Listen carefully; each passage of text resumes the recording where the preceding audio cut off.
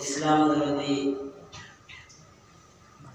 দিন দরদি ভাই ও বন্ধুগণ, সমাজ কল্যাণ পরিষদ গত 1 বছর থেকে ওই এলাকার পরিচালিত কয়েকজন যুবকর দ্বারা আমরা এই সমাজ কল্যাণ পরিষদ গঠন করিয়া 2024 জানুয়ারি মাস থেকে আরম্ভ করলাম। প্রথমে 14 জন সদস্য দিয়া, তারপরে মানে সংযুক্ত হইয়া এখন 22 জন সদস্য আমরা আছি সর্বমোট।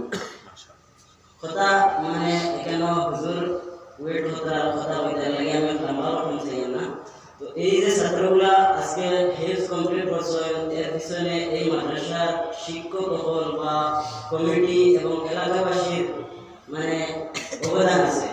এর লাগে আমরা তো সবরে খুশ করতে পারতাম না, বিশেষ করে আমরা এই মানে মাদ্রাসার শিক্ষক হলরে আমরা সমাজ কল্যাণ পরিষদের পক্ষ থেকে সংগঠিত করব। তো প্রথমে আমরা চাইলাম মানে সমাজ কল্যাণের বিষয়টা কথা আপনারা জানাইলাম। সমাজ কল্যাণ কিভাবে চলে আপনারা বলবে বুঝি বা অনেকে জানি না। আমরা এটার সদস্য মানে যদি সদস্য নেওয়া হয় তাহলে কয়েকটা গুণ এই সদস্যের মধ্যে থাকা লাগে, ওগুলো আমি সংক্ষেপে বলে দেব। 1 নম্বর মানে ও গুণটা থাকা লাগবো যে প্রত্যেকটা কাজ আল্লাহ সন্তুষ্টি অর্জনের লাগিয়া করা লাগবো। এইরকম মনোভাব নিয়ে যে সদস্য আমরা সংগঠনে যুক্ত হইতে চাই বা আমরা তাহলে যুক্ত হই। 2 নম্বর হইল গিয়া সাম্প্রদায়িক মনোভাব কোন সদস্যর বিরুদ্ধে থাকলে তাহলে এই সংগঠন রাখা হবে না।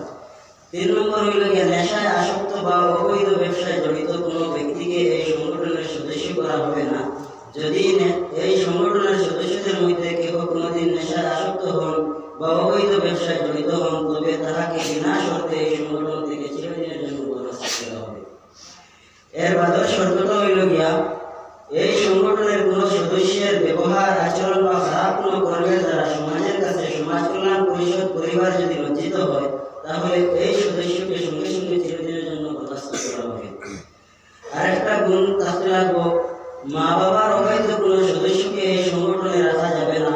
যদি প্রমাণসহ এই সংগঠনের কারো কোনো অভিযোগ আসে তাহলে ওনাকে বরখাস্ত করা হবে।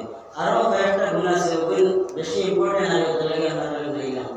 আর আপনারা জানলে খুশি হইবা, গত 1 বছর থেকে আমরা কোনো সন্ধান আনি আমরা 22 জনে মাসিক একটা ফিস দিয়ে দিয়া আমরা প্রায় 1.5 লক্ষ টাকা গরিব অসহায় মানুষের 1 বছরে সাহায্য করছি।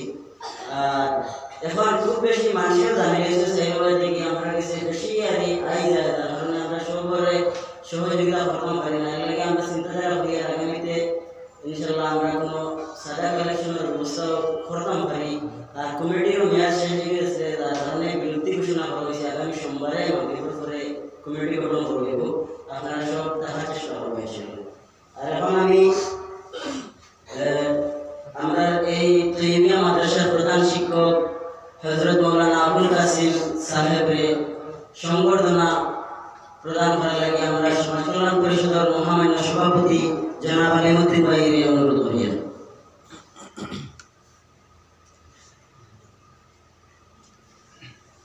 এরপরে অত্র মাদ্রাসার শিক্ষক হযরত মাওলানা হাফিজ রিয়াজউদ্দিন সাহেবরে বরণ করার লাগি আমি জনাব সুফিয়ান ভাইরে অনুরোধ করি।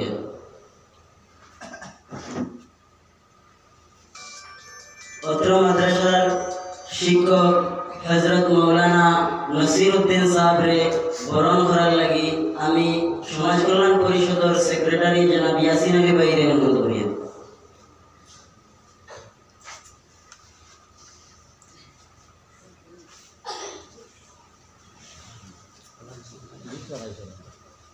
অত্র মাদ্রাসার অন্যতম একজন শিক্ষক হযরত মাওলানা আওলাদ হোসেন সাহেবরে বরণ করার লাগি জনাব সায়াদ হোসেন ভাইরে অনুরোধ করি।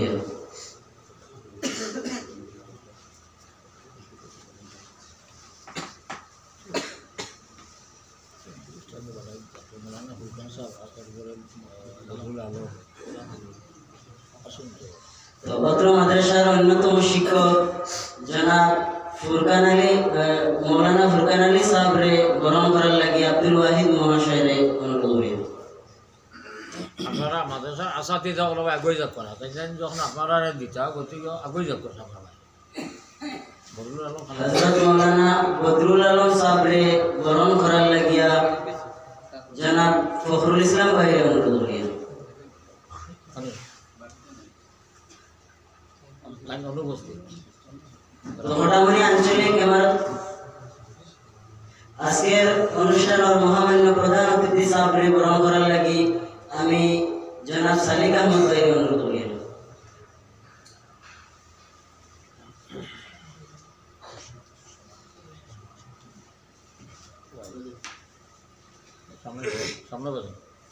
এরপরে ঘটামনি আঞ্চলিক ইমারত শরিয়া নওদাতুত তামিরর মহামান্য সম্পাদক সাহেব রে বরণ করার লাগিয়া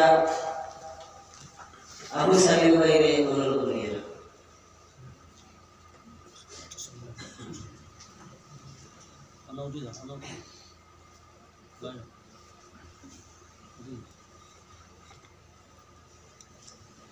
আমরা এই অনুষ্ঠানের মহামান্য সহসভাপতি হযরত মাওলানা মাসুদ আলম সাহেব রে বরণ করার লাগি সুফিয়ান আহমদ ভাই রে অনুরোধ করিয়া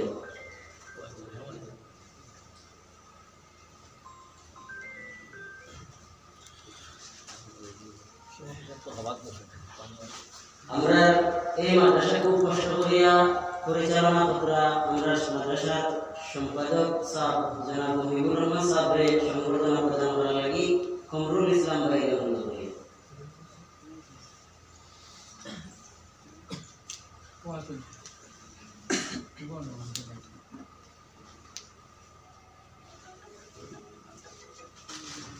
আর এই মাদ্রাসাতে এখন হাফিজা শিক্ষিকা আছেন তানরেও একটা হিজাব দিয়া বরণ করা ওটা হুজুরকে বসে দিবা ইনশাআল্লাহ হেডবাঙ্গালের তোমরা দিল মাস্টার সাহেব বলেছেন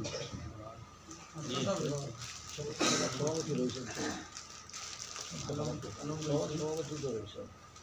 যারা যারা উপস্থিত নাই এবং পরবর্তীতে দেওয়া যাবে ইনশাআল্লাহ আর বিশেষ করে সমাজ কল্যাণ পরিষদের লাগে সবাই দোয়া করবা যাতে নিয়ম অনুযায়ী সঠিকভাবে পরিচালনা করিয়া দেওয়া যায় আল্লাহ তাআলা তৌফিক দিতে